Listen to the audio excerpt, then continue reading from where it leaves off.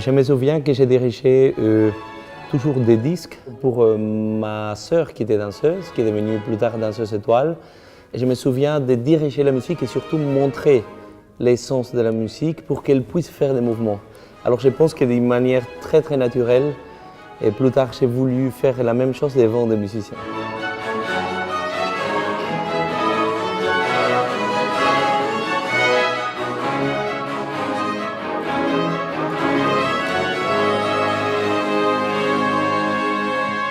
Aujourd'hui, on retrouve très peu le théâtre et c'est vraiment une envie qu'on a avec Capella Mediterranea de pouvoir trouver des acteurs, de pouvoir les trouver avec nos chanteurs, avec nos musiciens pour pouvoir nous nourrir de ce monde qui des fois est même loin de l'opéra.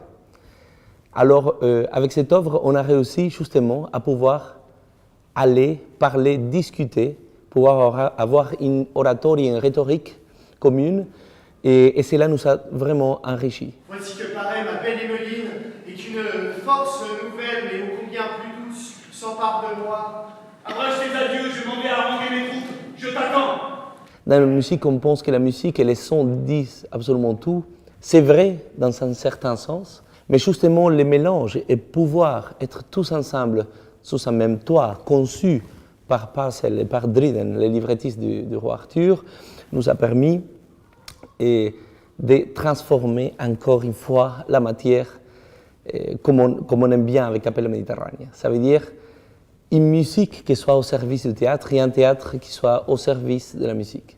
De nouveau, une très belle aventure avec l'ensemble Capella Mediterranea, une aventure qui est menée depuis à peu près 6 mois, commençant par des actions pédagogiques au sein du collège, des actions pédagogiques financées entièrement par la Caisse d'épargne Rhône-Alpes, puis ensuite un travail avec l'ensemble Capella Mediterranea pour ensuite aller visiter des ateliers de costumes, ensuite visiter l'Opéra de Genève.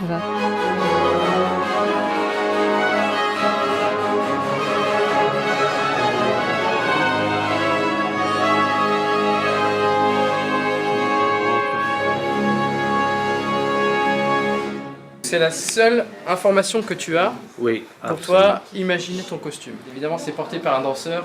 Donc un danseur, vous imaginez tous les mouvements acrobatiques, athlétiques qui sont amenés à faire, et artistiques bien sûr.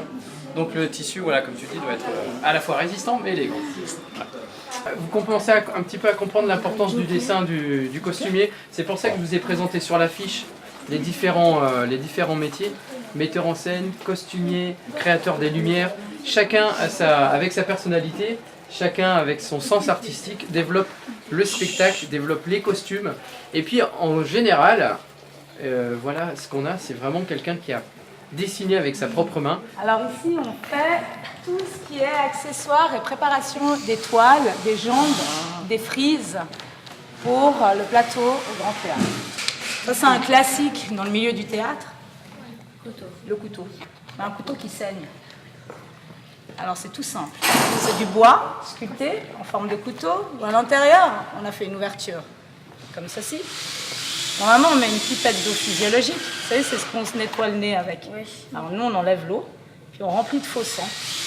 On la met dedans, on referme simplement comme ça. Puis on pressant très fort avec la main. Ici, on voit, il y a un petit trou. Et en faisant ça, le sang va couler. Donc c'est un grand classique du théâtre.